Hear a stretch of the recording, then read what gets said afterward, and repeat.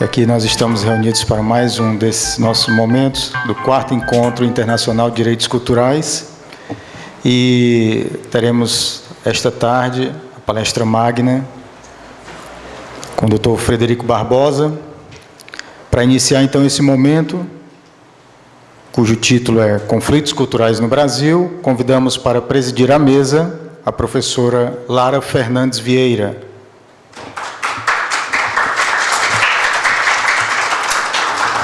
A professora Lara Fernandes Vieira possui graduação em Direito pela Universidade Federal do Ceará, especialização em Responsabilidade Civil e Direito do Consumidor pela Universidade Estácio de Sá e mestrado em Direito Público pela Universidade Federal do Ceará. Atualmente é coordenadora do curso de Direito da Universidade de Fortaleza, Unifor, e diretora-presidente do Instituto de Cultura, Arte, Ciência e Esporte, Instituto Cuca. Convidamos agora para compor a mesa nosso ilustre palestrante dessa tarde, o professor Dr. Frederico Barbosa. O professor Frederico é doutor em Sociologia, pesquisador na área de Políticas Públicas Sociais e Culturais, com trabalhos realizados nas áreas de avaliação, pesquisa e planejamento da ação pública. Atualmente coordena pesquisas sobre as práticas culturais e etnografia das instituições públicas. Passo a palavra, então, à presidente da mesa, professora Lara. Bom, boa tarde a todos. Gostaria de, em nome da Unifor, dar as boas-vindas, parabenizar especialmente ao professor Humberto pela iniciativa. Já é a 4ª edição desse encontro de direitos culturais, muito importante, as temáticas que são debatidas aqui. E o professor Humberto pediu que, antes que eu passasse a palavra ao professor Frederico, que é o nosso convidado da tarde de hoje, que eu falasse um pouquinho dos cucas, do papel dos cucas em Fortaleza, como equipamentos de cultura também. Quando eu digo como equipamentos de cultura também, porque a rede Cuca, hoje composta de 3 equipamentos, Cuca Barra, Cuca Mudubim e Cuca Janguruçu, são equipamentos de juventude, são equipamentos voltados para a juventude. Mas um dos focos de atuação da Rede Cuca é exatamente a área da cultura. Não só nas atividades formativas, há vários cursos na área de cultura digital, de cultura e arte. Os jovens de 15 a 29 anos podem, nesses equipamentos, fazerem diversos cursos de teatro, de audiovisual, de fotografia, que mais? Músicas mais variadas, dança, enfim.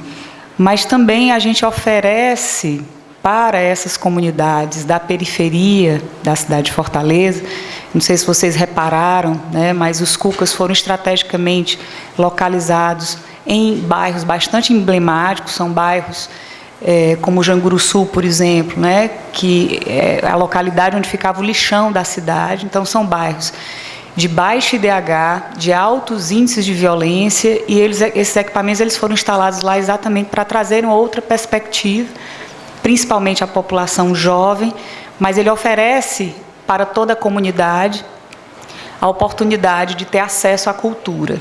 E foi por isso que o professor Humberto pediu que eu fizesse uma breve palavra. Se vocês observarem, os equipamentos culturais da cidade de Fortaleza estão todos localizados no eixo Centro, Aldeota, Praia de Iracema. Se vocês observarem, os equipamentos estão todos concentrados nessa região geográfica da cidade. Então, os cucas e o Centro Cultural Bom Jardim, eles cumprem um papel fundamental, né, de levar espetáculos de qualidade, de levar atividades formativas na área de cultura para aquelas comunidades que muitas vezes não têm acesso.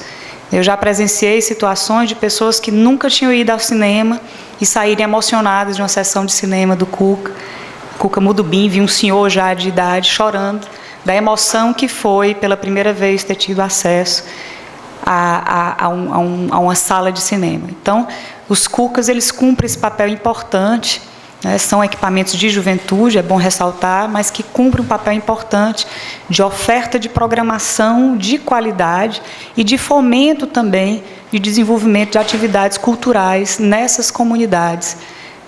Há bem pouco tempo eles não teriam acesso e hoje eles têm. Então, só a título de exemplo, e para encerrar minha fala, vocês não vieram aqui para me ouvir, sim ao professor Frederico, né? Nós vamos receber agora a Bienal Internacional de Dança nos 3 Cucas.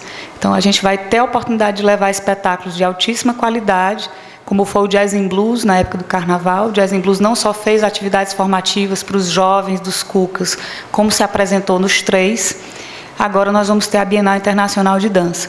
Então, cumpre um papel importante, como eu disse, de formação, de fomento e de acesso a esse direito tão importante, tão fundamental, que é o acesso à cultura.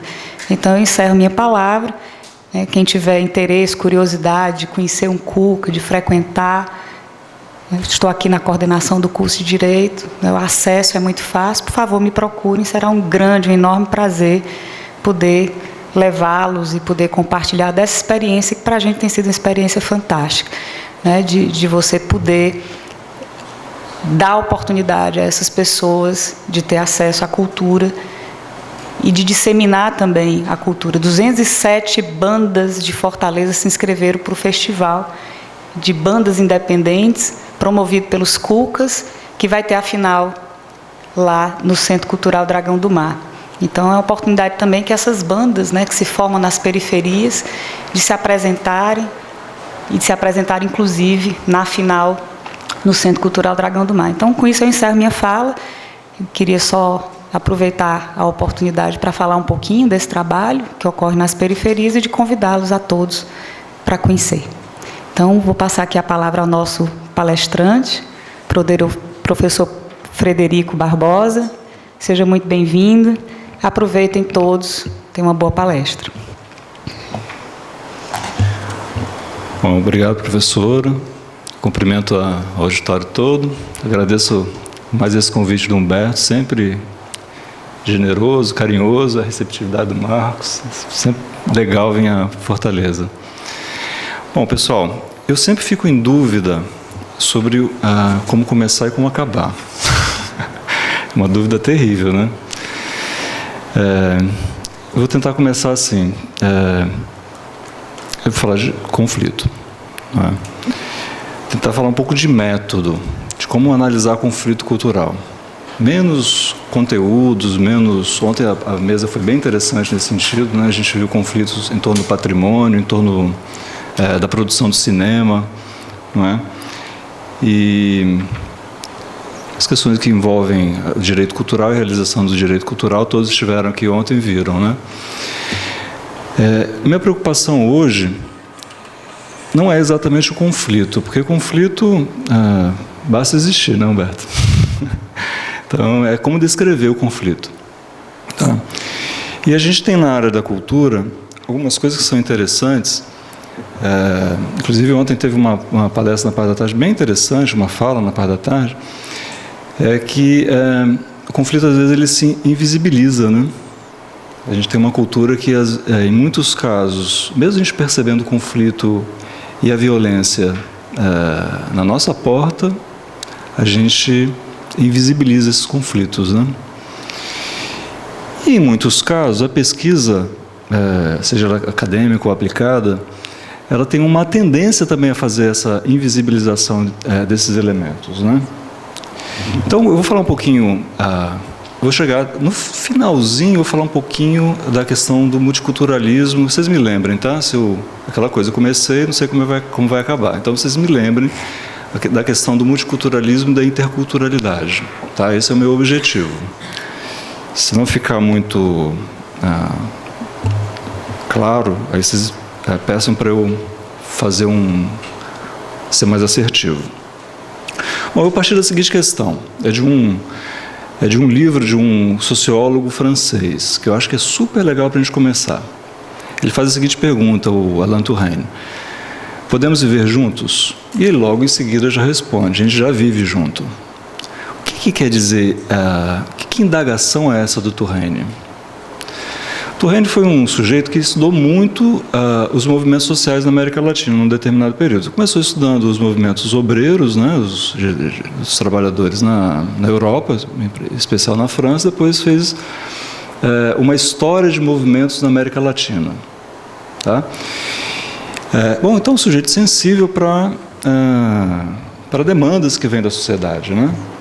E que demandas que vêm, em geral, em direção ou ao capital, né, na forma das relações de capital e trabalho, ou na forma do que é possível se fazer em termos da política que é ancorada na ideia de Estado, né, da ideia de Estado nacional.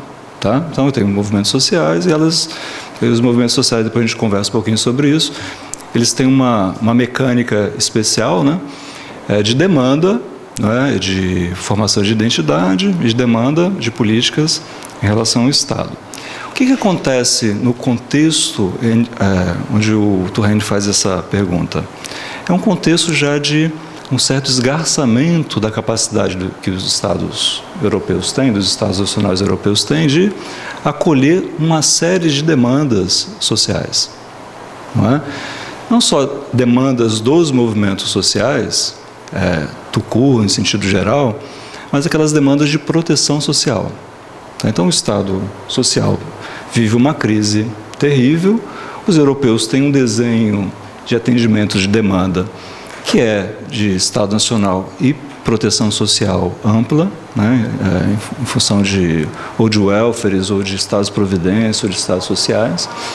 E esses estados, eles passam a fazer água, eles não têm mais capacidade de atender essas demandas todas. E aí, vejam bem, a gente vive não só numa crise dos estados nacionais, mas uma crise dos estados que nominalmente são nacionais, mas que têm uma incapacidade de regulação e de atendimento e prestações nas periferias da Europa. Então, a gente tem um afluxo de demandas vindo de imigrantes, de etnias, né, de países que acabaram ou recém acabaram de se desestruturar, né, na Europa Oriental, né, na África e algumas regiões do Oriente, que passam a demandar a proteção dentro desses Estados nacionais. E aí o conflito étnico aflora de uma maneira muito poderosa. A violência aflora de uma maneira muito poderosa. Não é? Enfim, então é nesse contexto que ele faz essa pergunta. E ele já responde: já vivemos. Então, o que a gente faz para dar conta das demandas que surgem, né? Então, esse é o contexto básico aí do Touraine. Bom, nesse caso, a gente já tem um problema que para a gente é interessante, né? Porque, olha só, o Touraine faz essa pergunta para a Europa, e a gente pode dizer que uma maneira clássica de pensar nas demandas sociais é abstraindo a dimensão cultural. Não é? A gente tem políticas para a arte, a gente tem depois uma mudança, né? Que a gente imagina que a gente inventou o conceito antropológico, mas essa discussão vem da França desde a década de 70, né? Com a absorção do hip hop, de formas alternativas, de outras culturas que estão disputando legitimidade com as culturas tradicionais, com a educação tradicional, com as belas artes e assim por diante. Não é? Bom, eles não tematizam muito a questão das diferenças culturais. Não é? Eles se imaginam como nacionais e, por mais tensões que existam ou que existiram naqueles países, no sentido de demandas culturais diferenciadas, isso é passível de ser absorvido por um Estado que tem uma capacidade imensa para atendimento de demandas relacionadas com a diferença e com a diversidade. Isso, ok? Isso mais ou menos, né? Mais ou menos fazendo sentido, né? As outras demandas, por incrível que pareça, a gente imagina, a França não é tolerante, não é machista, né? O machismo tem lá no Brasil, não é? A homofobia tem lá. No entanto, todas as questões relacionadas a esses elementos são também muito recentes nos países europeus. Vocês viram recentemente a questão dos atletas na Rússia, né? Da questão da homofobia aparecendo de uma maneira muito forte. As questões de regulação e a discussão da tolerância com relação à orientação sexual na França é muito recente também. Pasmem. Tem um livrinho muito interessante que vale a pena ler, que é um livrinho do Daniel Bourrillo. Alguém já leu esse livro? É muito interessante, ele relata um pouco essa história e como é recente essa história, né, de um tratamento mais organizado sobre a questão ligada à homofobia, não é? Então, esses temas são recentes para a Europa. A questão da diversidade e das demandas étnicas, apesar de ser muito antiga, ela ganhou um novo status recentemente. Faz sentido isso, né, gente? Essa narrativa faz sentido para todo mundo, né? Por conta das imigrações, das demandas de outras religiões, né? De imigrantes que têm outras religiões, de outras etnias e assim por diante. Tá? Bom, no nosso caso, essa questão é antiga. Não é? Aliás, é bem antiga, né? Porque a gente foi formado e a gente tem uma consciência muito clara da formação por etnias diferenciadas. Não é? Grupos indígenas, depois escravos, né? Africanos, né? Depois grupos populares das mais diversas origens de nacionalidades europeias. Então a gente sempre teve muito a percepção da presença do diferente, não é? Mas a gente tem uma cultura política que é estranha, a gente percebe o diferente, a gente percebe que há alguma coisa que não é igual ao que a gente considera nacional, ao europeu, que é basicamente o nosso foco, né? Mas a gente tem uma maneira de pensar a presença da diferença que é estranha. A nossa diferença é sempre totalizada, né, do nacional. Algo muito parecido com o que é feito na Europa nos momentos onde a ideologia é uma ideologia do nacional. Então a gente imagina uma cidade que fala uma língua só, né, que fala português, e a gente tem que fazer uma política da língua que é uniforme, não é? Que a gente imagina uma narrativa sobre o passado, onde as culturas vão convergir para uma cultura científica europeia, não é? Enfim, a gente tem uma maneira estranha de pensar a diversidade, é como se a diversidade sempre fosse parte ou pudesse ser totalizada numa cultura nacional. E essa cultura nacional, em geral, também ela vem associada à presença do europeu. Então é uma estranha maneira de pensar o diverso, é uma estranha maneira de pensar a diversidade. Aliás, só parênteses, né? Quando a gente pensa as políticas da diversidade no Brasil, a gente sempre associa a diversidade brasileira. Quando a gente redescobre o Brasil através de políticas, sei lá, com ponto de cultura, a gente sempre fala de descobrir o Brasil profundo. Estranho, né? A gente sempre tem uma ideia de totalizar o diferente. Numa estrutura onde, no nosso mosaico, cada coisa está no seu lugar, né? Cada etnia ou cada grupo está no seu lugar. Dentro de um quadro que é totalizado pela ideia de nacionalidade. Bom, enfim. E aí por trás disso tem alguns modelos, né, gente, de organização política, não é? Vou simplificar muito a história, mas por trás disso tem uma ideia de que a gente tem um Estado nacional que, de alguma forma, é neutro com relação a essas diferenças. Ele simplesmente totaliza essas diferenças na ideia do nacional, na ideia da soberania, na ideia de que a cultura, apesar de diversa, é única. É mito que vem lá do IHGB, né, que a gente imaginava que o Instituto Histórico ia, de alguma forma, fazer um processamento de informações das regiões, dos estados, né, das regiões do Brasil, numa ideia, né, do nacional. E aí surge a ideia da presença das 3 raças, né, eventualmente tristes, né? Uma que dança, não é? A outra que cria o banho, né? A higiene, que é a indígena, e a outra que é a cultura propriamente, né? Que é a ciência, a religião e assim por diante. Então a gente vem construindo uma ideia de três grandes matrizes que compõem a nossa diversidade. E quando a gente fala do Brasil, inclusive recentemente, a gente sempre faz referência a essa matriz.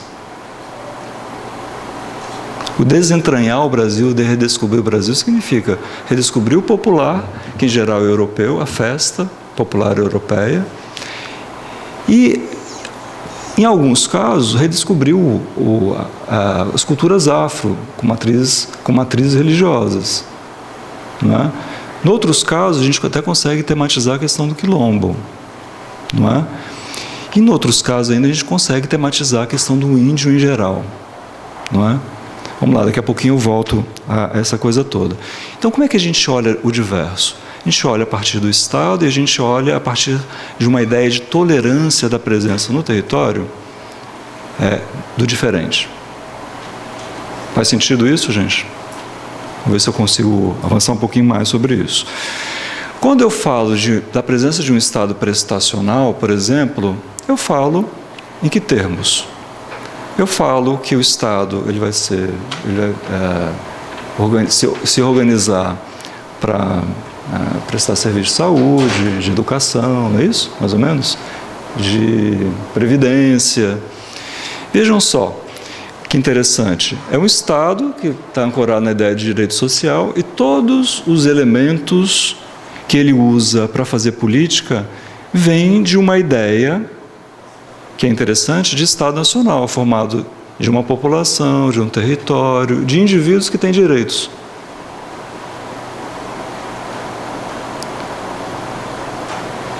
E aí eu vou gerando uma série de problemas, inclusive com relação àquela minha primeira visão.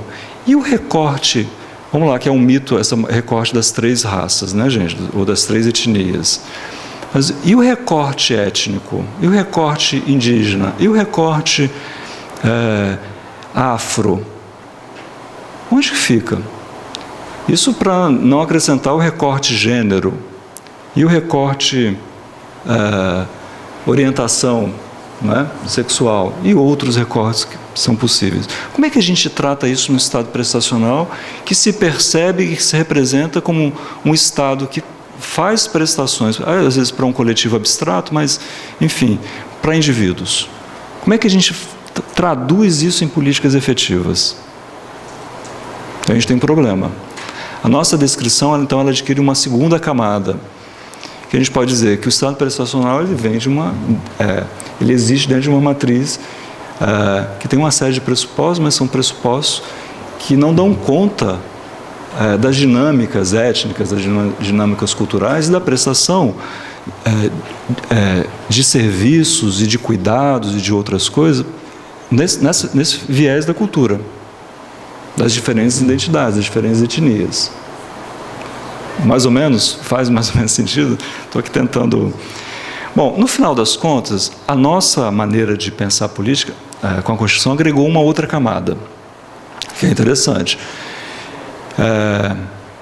que existe em outros países, mas no nosso caso é uma camada muito interessante e peculiar, que é associar as várias políticas que eu estou chamando de Estado social, associar um elemento participativo. Lembram disso? Conselho, tem previdência, conselho. Seguridade, sumiu, mas seguridade, conselho. Saúde, conselho, sistema de conselho. Educação, conselho, escola, município. Ou seja, tem uma mecânica de participação muito forte. E aí eu imagino que, nesse caso, uma parte das demandas étnicas vai ser atendida também nesses conselhos. Afinal de contas, faz parte da nossa matriz a participação desses grupos étnicos. Lê do engano. Isso não existe. Não é? Então a gente tem uma maneira de olhar para a diferença que está expressa, inclusive, na forma do Estado, na forma como a gente organiza a política.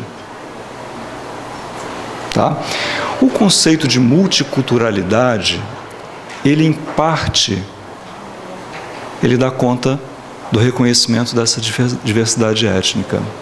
A multiculturalidade, eu vou voltar daqui a pouquinho a esse conceito, lá no finalzinho, ela dá conta da descrição das sociedades como compostas por diferentes. Ela é um registro, ela é uma descrição, é um conceito que descreve certas realidades. Sim, a nossa comunidade é composta por diferentes etnias. Mas nós somos neutros com relação ao tratamento igual a essas etnias. Nós não estamos preocupados com distribuições. Ok, você foi reconhecido, eu reconheço que você é indígena, eu reconheço que você é quilombo, eu reconheço que você é cultura popular, que você é ribeirinho, que você é isso, que você é aquilo. Eu reconheço tudo isso, mas eu não distribuo. Eu não tenho políticas distributivas nesse sentido. É só a gente olhar a estrutura do nosso Estado. FUNAI com recursos baixíssimos, as políticas para quilombo quase sem recursos, as políticas de gênero quase sem recursos. Não é? Então a gente reconhece tudo isso, isso também está na nossa maneira de pensar a política hoje, entrou, isso é importante, mas a gente pensa em termos liberais, em termos do multiculturalismo. Reconheço, mas sou neutro com relação a distribuições. Vocês estão vendo que no pano de fundo tem a ideia de conflito, né? Eu não estou falando diretamente, mas vocês estão vendo, né? Só para a gente deixar isso mais ou menos, pelo menos mais ou menos claro. Enfim.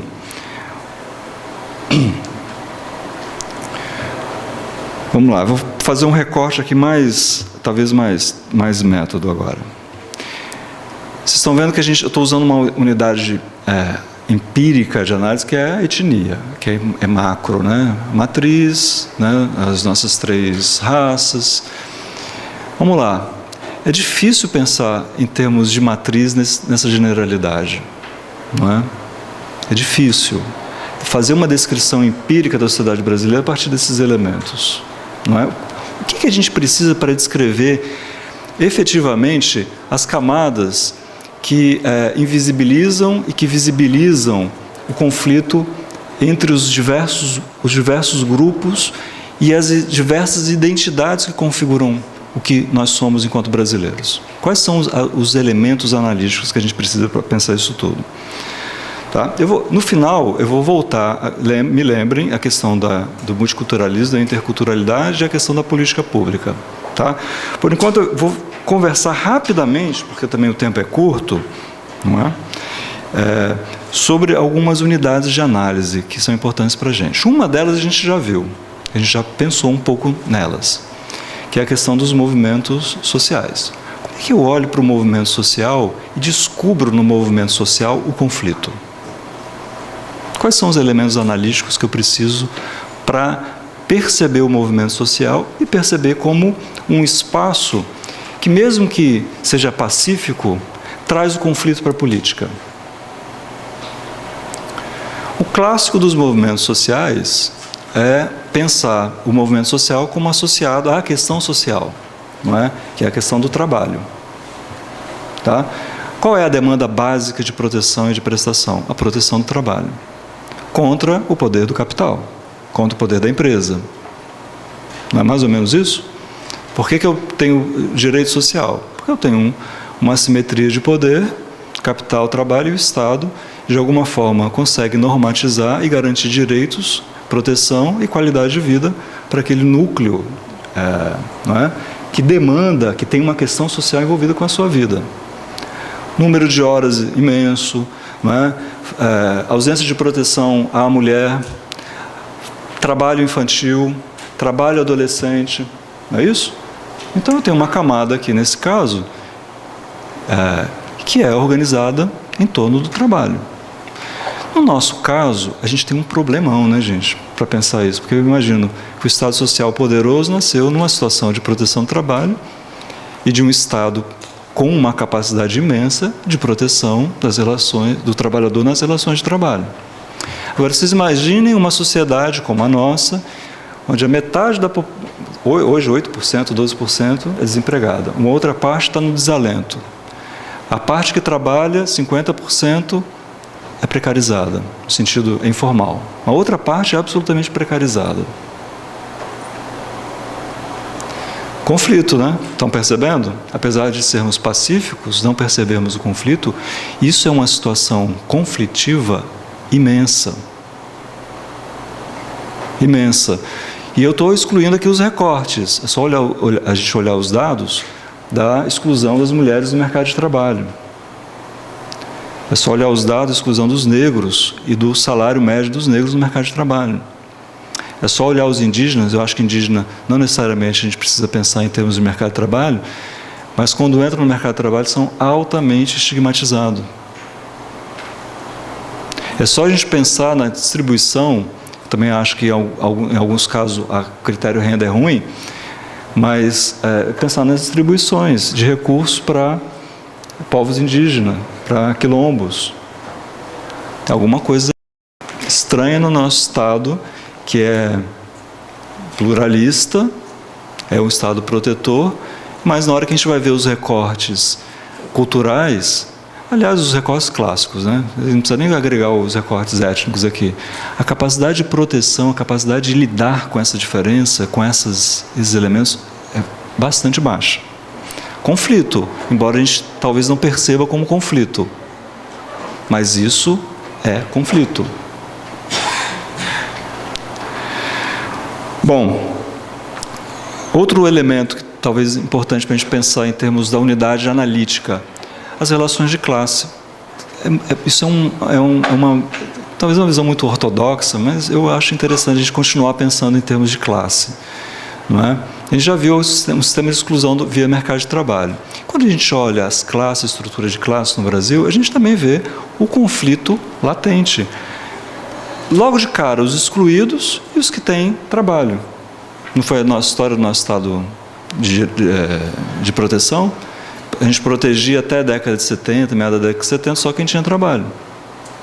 E com algumas políticas, né, assistenciais, né, privadas, enfim, para aqueles que não faziam contribuições, não estavam no mercado de trabalho e assim por diante. Não é? Então, o recorte classe é super importante para a gente pensar o conflito. Não é um recorte abstrato, não é? De classe. Não é? O fulano é neoliberal. Não é isso. Ele é da elite. Não, recorte classe para entender como esse conflito se dá empiricamente. O fulano colocou lá a empresa, não deu conta de um direito à imagem. E aí eu sou contra o imperialismo. Não é isso. É recorte classe. Não é? Que adesões eu tenho quando eu penso em termos de como as pessoas vivem a sua relação com o mercado de trabalho, a sua relação, não é? Com o sistema econômico, não é? As suas relações de solidariedade enquanto trabalhadores, enquanto, não é? Detentores de algumas experiências comuns e assim por diante. Como é que isso funciona no Brasil? Eu acho isso para a gente fundamental entender. Não estou dizendo que eu saiba, não. Mas isso é fundamental para a gente ver o nível de conflito que nem sempre é latente. Às vezes é conflito que já existe na forma de discriminação, de preconceito, inclusive de organização da cidade, da periferia, dos centros, né, da ocupação do espaço, da distribuição de renda, da distribuição dos equipamentos culturais. Não é mais ou menos isso? Isso está explícito. Isso é um problema de classe. Isso não é só um problema de cultura abstrata, de etnia. Isso é um recorte. Tá? Um outro ponto que eu queria chamar a atenção, eu vou ser bem rápido, mas a gente tem alguns outros conceitos que talvez sejam interessantes para a gente. O conceito de comunidade é um outro conceito super importante para a gente entender como é que os conflitos se dão. O que significa comunidade? Quais são os critérios que a gente pode usar para denominar uma comunidade. Eu participei foi um debate interessante sobre o novo Estatuto dos Índios, que tinham 3 conceitos que eram tematizados. Comunidade indígena, sociedade indígena, vocês sabem mais ou menos, vocês são do direito, vocês sabem mais ou menos as consequências do uso desses conceitos, né? E povos indígenas. Como não havia consenso, algumas comunidades indígenas se viam como comunidades, outros se viam como povos. Olha que interessante, tem consequências, né? E outros se viam simplesmente como uma outra coisa, com outro tipo de demanda. Será que esses grupos se identificam em que tipo de percepção, de representação enquanto grupo? Isso faz sentido, gente? Eu me represento como povo, como nação, como comunidade, como sociedade? Qual é a consequência dessa autorrepresentação? Ora, se eu sou comunidade, será que dentro de uma comunidade nacional, será que eu tenho o mesmo tipo de olhar jurídico, no caso, em relação ao caso onde eu me considero povo? Então, esse debate foi super interessante. Mas, enfim, a gente tem algumas ideias de comunidade que talvez a gente tenha que pensar também em função do tipo de identidade, e aí, por decorrência disso, o tipo de demanda e conflito que decorre do fato de se identificar como comunidade. Um conceito que é muito usado também na sociologia, que é um outro conceito, é o conceito de campo. Por exemplo, o campo da arte, não é? O campo da ciência. Quando eu penso em termos de campo, que é um conceito diferente de espaço social, de classe, embora seja cortado, do que eu estou falando? Campo epistêmico. Não é? Quando eu debato, por exemplo, faço parte do campo do direito, o que eu estou dizendo quando eu falo disso? Ou do campo da sociologia, ou campo da museologia, o que eu estou representando? E que tipo de construção eu estou fazendo? Ou seja, como eu estou posicionando os demais atores nessa estrutura do campo? O que eu estou estruturando quando eu falo de campo? Faz sentido isso, gente? Eu estou estruturando, só para a gente ir rápido, estou falando de várias coisas. Um tem um capital a mais do que o outro domina mais a linguagem jurídica, o outro domina mais uma outra coisa, então eles se posicionam de forma diferenciada dentro daquele campo. Conflito. Mas é uma camada que não é igual de classe, não é igual de espaço social, não é igual de movimento social, não é igual ao de etnia. Tá? São coisas completamente diferentes. A gente está construindo realidades, e se a gente está construindo a realidade em função desses conceitos que fazem sentido, a gente está construindo a possibilidade de percepção de conflitos que funcionam em termos ou em jogos sociais que colocam e mobilizam coisas diferentes. No campo da ciência, a gente está mobilizando conflitos em torno de algumas questões. No campo das relações de classe, a gente está mobilizando questões de outra natureza. No campo da museologia, estou mobilizando conflitos em torno de questões de outra natureza. Não é mais ou menos isso? No conflito étnico, eu estou mobilizando questões que são de outra natureza. Bom, e aí eu vou começar a fechar a história, porque já ficou muito longo, né? Que é mais ou menos o seguinte. Ora, a etnia, a questão étnica, a gente pode até autonomizar. E ela tem uma lógica de autonomia, a gente fala de identidades. Mas não existe a possibilidade de construção de identidade étnica sem a gente pensar nesses recortes estruturais. Não existe etnia sem recorte de classe. Não existe etnia sem recorte na nossa sociedade de mercado de trabalho. Não existe etnia sem recorte da ideia de comunidade, o povo, seja lá o que for. As etnias, o direito à cultura diferente, elas são recortadas por todas as formas de distribuições que ancoram ou que a gente pode perceber pelos outros conceitos. Isso não é para falar que a gente é ingênuo quando fala de etnia e de diversidade cultural, não é nada disso, tá?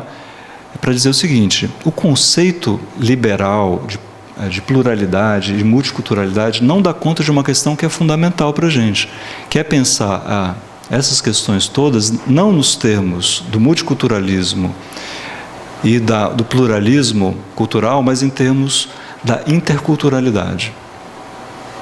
O que quer dizer isso? Que esses conceitos eles são descritivos, eles descrevem como o mundo é, mas eles não permitem fazer uma clivagem, uma mudança no foco. Quando eu falo de etnia, quando eu falo de grupo indígena, com certeza, se a gente está pensando em termos de interculturalidade, eu estou falando de algumas coisas, estou falando de distribuição de poder. Eu não estou falando só de reconhecimento. Eu estou falando, ora, uma coisa simples. Ora, se eu estou reconhecendo aquele grupo como portador de direito e da possibilidade de distribuir e ser objeto de acesso a uma série de possibilidades políticas, desenvolvimento de capacidade, gestão de território, não é? Acesso a recursos globais. Eu estou falando de distribuição de poder, de acesso a espaços de participação. Eu estou até excluindo a questão das distribuições de recursos gerais. Mas, ora, o acesso ao poder e ser reconhecido em espaços decisivos é fundamental no conceito de interculturalidade. Eu não estou só descrevendo o mundo como diverso, como plural. Estou descrevendo o mundo como composto de espaços onde eu também não só vou reconhecer, mas onde eu vou disputar recursos efetivamente, onde eu vou fazer distribuições. Eu estou falando de uma ideia de interculturalidade onde a diferença ela não é estática, ela não é simplesmente a descrição do diferente, mas é onde eu posso fazer um processamento das minhas identidades em função dos recursos que eu desejo. É aquela clássica, aquele clichê, né? Esse sujeito aí não é índio, ele assiste televisão, é um recurso. Ele não tem direito a acessar informações e outros recursos diferenciados e reformatar a sua identidade, seu nível de informação?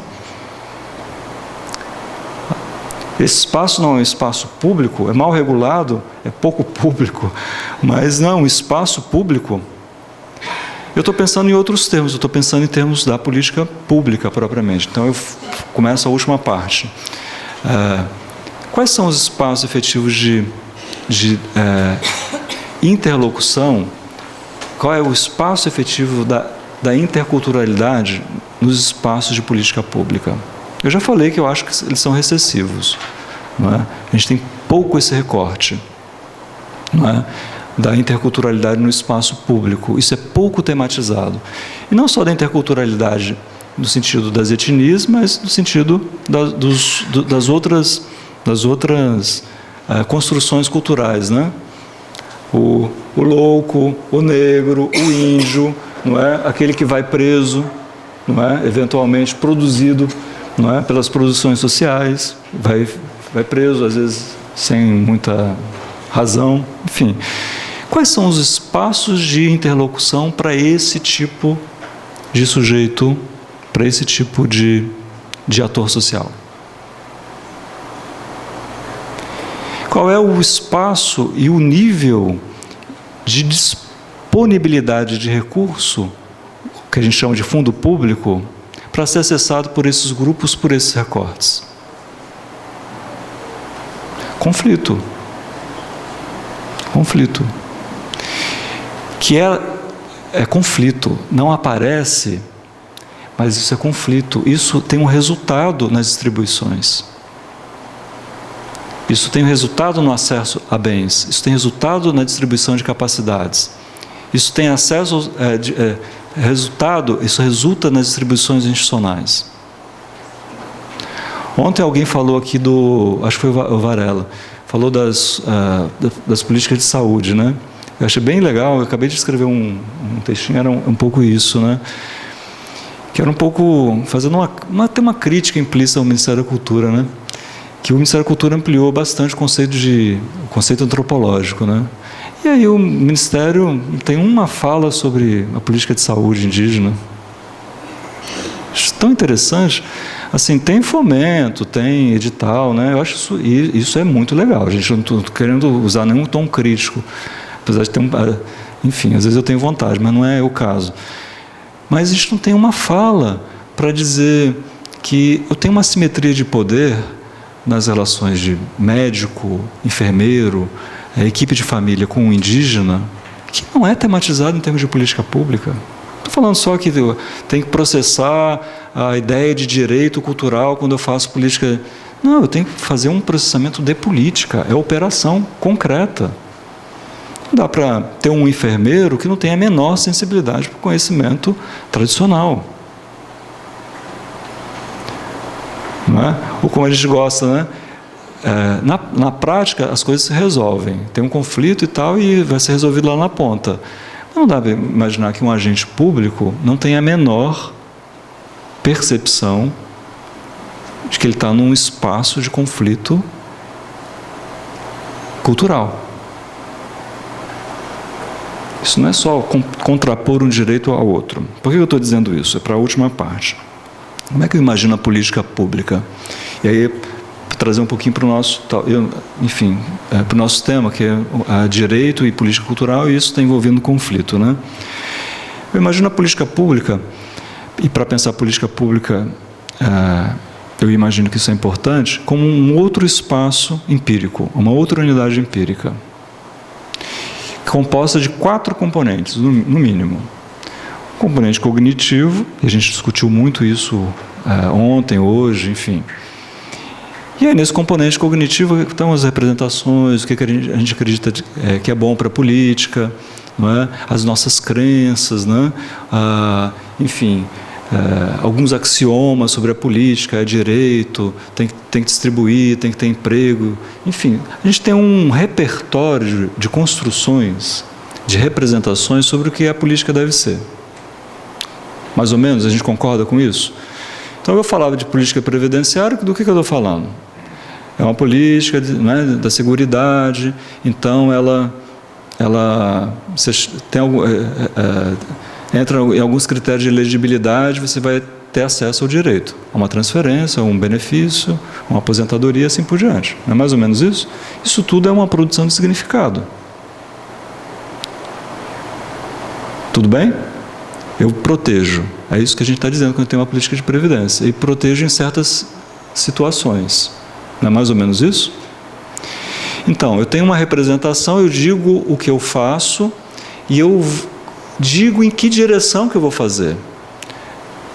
E como eu faço isso? Eu faço várias coisas. Eu olho a idade, eu olho a composição da população, eu vou ter recurso, meu desenvolvimento é assim, assim, assado.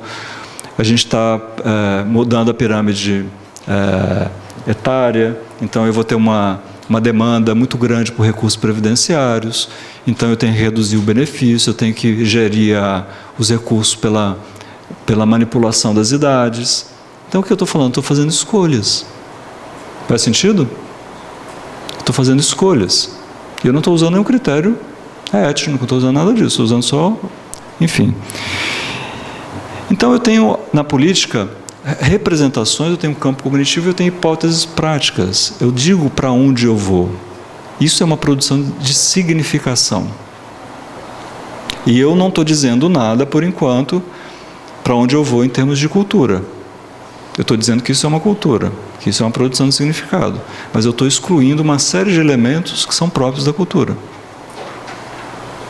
Tudo bem? E aí eu tenho que ter métodos, enfim, eu tenho que ter instrumentos de política. E os instrumentos, eu não vou falar muito disso, porque vamos acabar. Então, quais são os instrumentos de política? Ora, se eu tenho a Previdência, os instrumentos de política são os meus conceitos, o meu critério de elegibilidade, 60 anos, 65 anos, para professor um pouco menos, porque tem o GIS, tem não sei o quê. Então, esses são os instrumentos. E aí eu tenho recursos, eu tenho os planos, propriamente, do orçamento da Previdência, eu tenho uma série de elementos que fazem a política. Eu tenho várias camadas para ter uma política pública. E isso gera conflito, tanto para definir o plano cognitivo, o que é importante, mas eu tenho conflito para definir como eu vou, quais são os métodos, quais são as minhas hipóteses práticas e qual é o meu método para fazer a política pública. E mais, eu tenho um conflito para definir quais são os instrumentos da política pública. Só o último, a base territorial, se vai ser município, se vai ser estado, se vai ser uma outra base, vai ser bacia hidrográfica, se vai ser economia criativa, se vai ser APL, se vai ser, no caso do cinema, se vai ser uma indústria, se vai ser uma arte. Olha a quantidade de elementos da minha representação, do meu método, da escolha de instrumentos que significam conflitos. E a gente não percebe como conflito. E mais, gente, a gente não percebe que isso tem que ser objeto de um processamento em espaços de diálogo, dialógicos. A gente tem mais um conflito, né? Que a gente constrói um Estado que elabora a política pública, que quando a omissão do Estado vai lá e é judicializado, não é? E aí tem o Congresso que cria mais normas, então a gente deixa a essas instâncias a produção. E aí a sociedade recebe. Isso é conflito. Imaginar que um Estado que não conhece quase nada das necessidades, das demandas, conhece uma boa dose, mas não conhece tudo. Como que esse Estado dá conta de fazer o processamento dessa quantidade de demandas se não sabe quais são os problemas e qual é a percepção, a ponderação que a sociedade faz desses problemas? Conflito. Está acabando. Tá bom. Então tá, gente. Obrigado.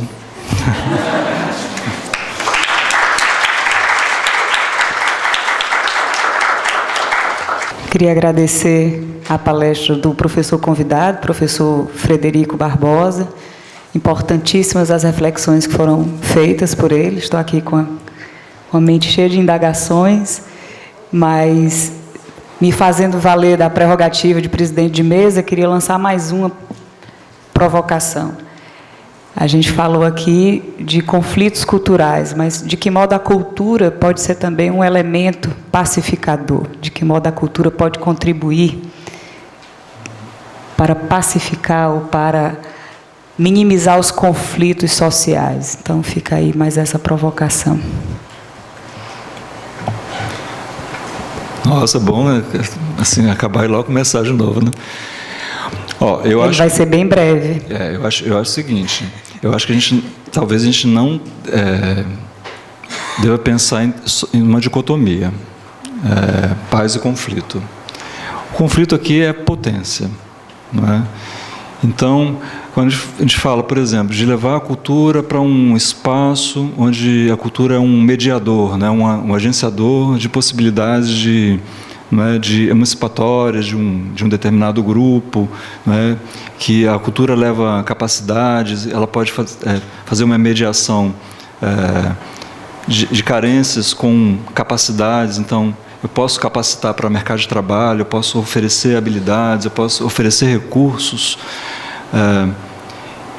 Isso não é só paz, não é só o objetivo. Isso é disputa, isso é conflito por recurso. Como é que eu levo um equipamento para a periferia? Eu tenho que disputar com alguém. É conflito, é uma visão de mundo. É uma maneira de olhar que diz mais ou menos o seguinte: olha, em vez de repressão policial, eu vou levar uma outra concepção. É uma disputa. Para mim, isso é muito claro.